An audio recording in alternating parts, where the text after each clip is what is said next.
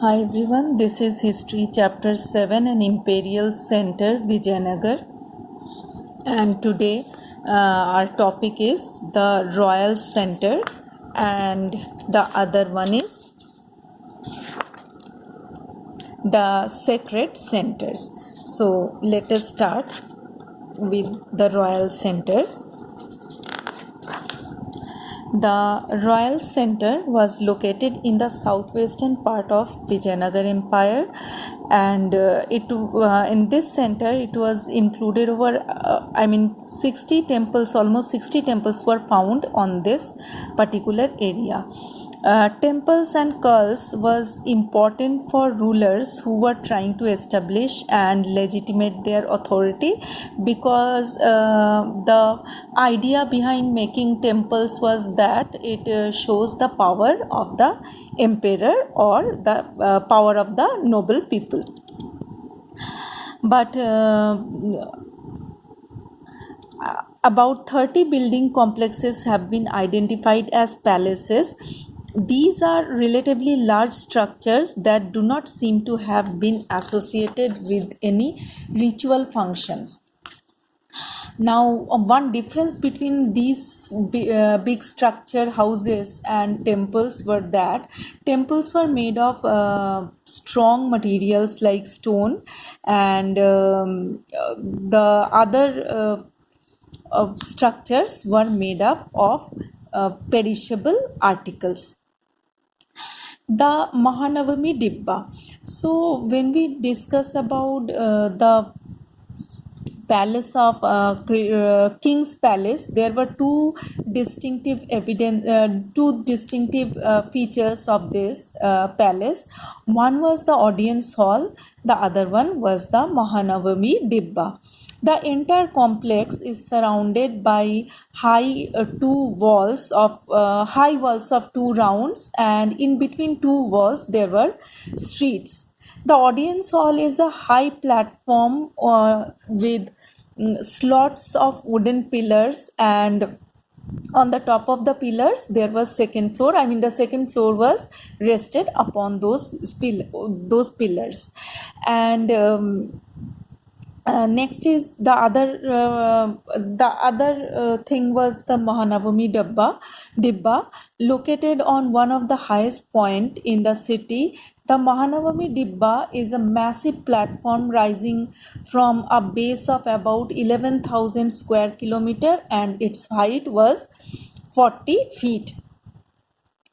And there is evidence that it supported a wooden structure. Rituals associated with the structure probably coincided with Mahanavami, which is popularly known as Dashera or Ramnavami or Durga Puja in Bengal, which comes in the month of September and October. The Vijayanagar kings displayed their prestige, power, and sovereignty on this occasion. The ceremonies performed on the occasion of Mahanavami or Ramnavami, and it included worship of the image, worship of state horses, as horse was very important for army, and the sacrifice of buffalo and other animals were carried out. Dances, wrestling matches, and processions of processions of caparisoned horses, elephants, and chariots, and soldiers, as well as ritual presentations before the king and his guests by the chief Nayaka and subordinate king marked the occasion. The ceremonies were during the ceremonies the king used to meet the army and the Nayakas, and the Nayakas used to bring gifts for the king. The space surrounding the structure does not seem to have been adequate for elaborate processions for armed men, women, and large number of animals. Like some of the other structures in the Royal Center, this particular structure, Mahanavami Dibba, also did not give us any clear view about it. Other buildings in the royal center. One of the most beautiful building in the royal center was Lotus Mahal, and the British named it Lotus Mahal because of its constructional work.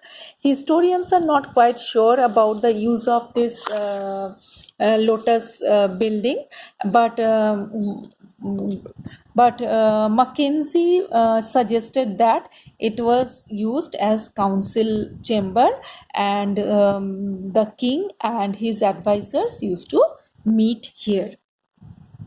One more distinctive structure was Hazara Rama temple. This was probably meant to be used only by the king and his family. The image of the central shrine is missing, but there were sculptures on the walls, and those sculptures were depicted on the scene of Ramayana. While many of these structures at Vijayanagar were destroyed when the city was sacked, traditional buildings, palatial structures were continued to be made by Nayakas. Many of these buildings have still survived. Our next topic is the sacred centers. Now, temple building, as I told that temple building was one, different rajas and different kings used to make temples to show their powers and wealth. So temple building in the region had a long history, and there were Pallavas, Chalukyas, Hoysalas, Cholas. They also made a lot of temples. Rulers very often encouraged temple building as a means of associating themselves with divine. Temples also functioned as a center of learning, and besides, rulers and others often grant land to and resources to the temples. And with the temple, there were many guilds used to develop, like many artisans used to be associated with the temples, and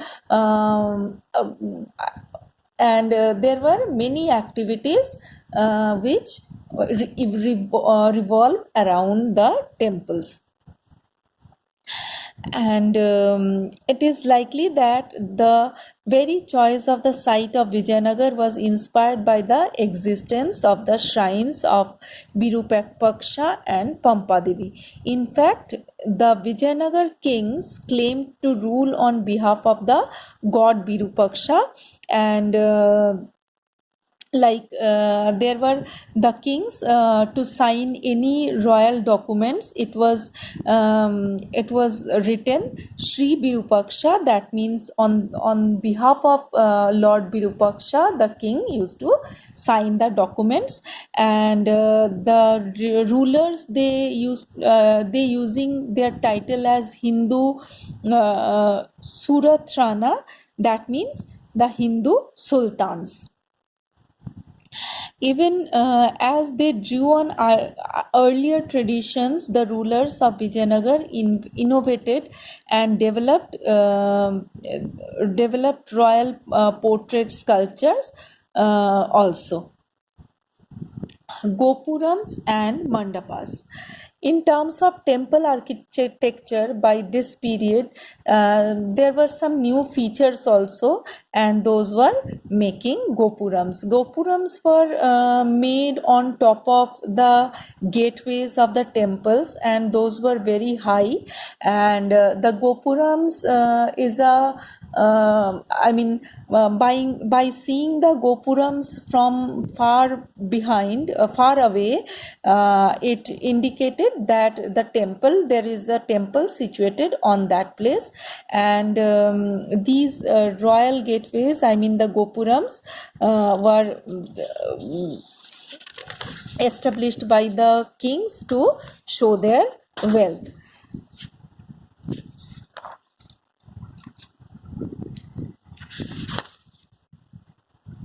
They were also probably meant as a reminder to the power of king, able to command the resources, techniques, and skills feature uh, needed to construct these towering gateways. Other distinctive features, including mandapas or pavilions and long pillared corridors that often ran around the two temples more closely, the Virupaksha temple and the Vithala temple. The Virupaksha temple was built over centuries, while inscriptions suggest that the earliest shrine dated in the 9th 10th centuries, and it was substantially enlarged with the establishment of Vijayanagar Empire. The hall in front of the main shrine was built by Krishnadev Raya, and this was decorated with delicately carved pillars. He is also credited with the construction of the eastern Gopuram. Krishnadev Raya only made the eastern Gopuram. These additions meant that the central shrine came to occupy a relatively smaller parts of the complex. The hall in the temple was used for a variety of purposes. Sometimes it was used to celebrate the marriage of gods and goddesses, and dance, drama, and music, etc., were performed over there. Others were used to celebrate the special images distinct from those kept in small central shrine were used in those occasions. So, and there was another temple, Vithala temple. It is also it was also very interesting. Here the principal deity was Vithala, a form of Vishnu, and after the kings, the Nayakas continued with the elaborated tradition of fortification and making temples. So for today this much. Thank you.